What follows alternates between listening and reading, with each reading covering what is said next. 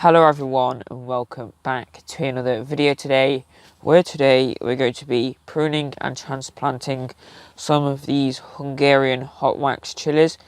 They're a little bit overdue, but hopefully we can encourage some more growth, and yeah, let's get transplanting these things.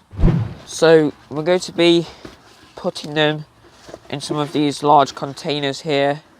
It doesn't tell me how big they are, but you can see the size of them. They should be big enough. Just going to fill it with multi-purpose compost, nothing special. Could add some perlite, vermiculite or grit or something in there if you wanted to, but I think this should be alright. Just going to fill the pot up, give it a good firm down so we get as much compost in there as possible, as they will be in here for the rest of the year. So let's carefully get these chilies out. They have very good root systems, as you can see. So yeah, they are flowering, so I'll show you when we prune them. They'll need staking as well. So I'm just going to put that in there like that at that depth. So I'm going to fill it in and then make a little hole, if you will, in the center, like so, to put the plant in, and then we're going to simply fill around it. So I'm simply going to fill it up. I'm only going to do about 1 centimetre around from where the top is, where it sat in the previous pot. That's just because this root's starting to come out. They're not like tomatoes, I don't think, where you can bury them quite a bit, but I'm just using this to firm it up a bit, hold it a bit straighter, because you don't want to bury them, but you can add, like I said, 1 centimetre on top at maximum.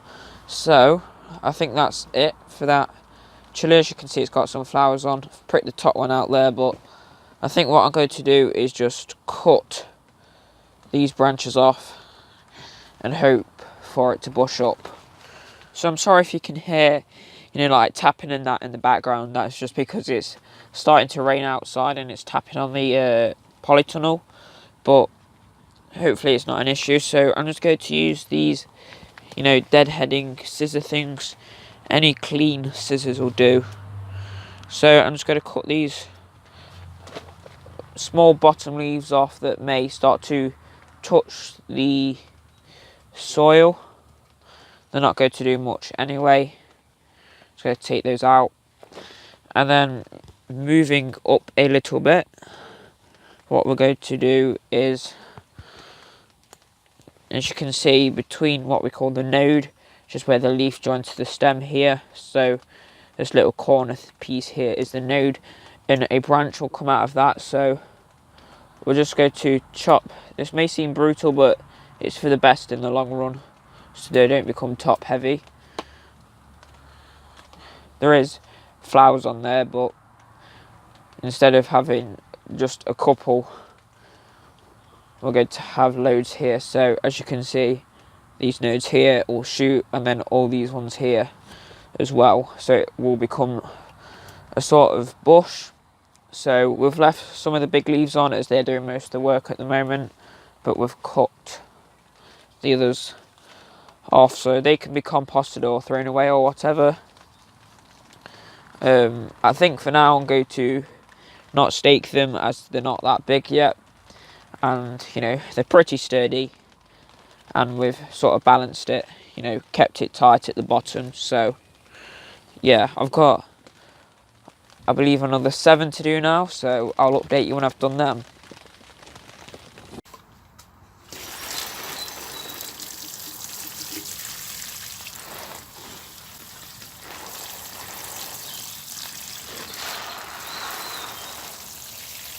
So now they're all potted up.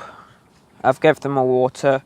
They don't normally like to be wet, but it is a good idea to give them a good soak when you transplant them to make sure that the roots are in contact with the new compost. Just put them on some bricks here to lift them off the ground so they can drain easily, you know, with the holes being exposed a bit more and the water can get out, as they like very good drainage. They'll probably be on some benches or something, but you know, this is just a temporary thing so they drain better. It is a good idea, trying not to get water on the leaves, but when they're small you might as well just put it on, because it is very difficult at this stage when they're very small to, you know, water around them instead of on them. But yeah, they are looking very well with all the other stuff coming now. So I hope you enjoyed this video or found it useful, and if so, remember to click that like button and press subscribe with notifications on so you get notified every time I upload a new video. So I'll probably be doing some updates on these in the future, probably just in, you know, with other videos, so like plant updates as we go through the months. So hopefully these do very well and we'll get some nice chilies off them.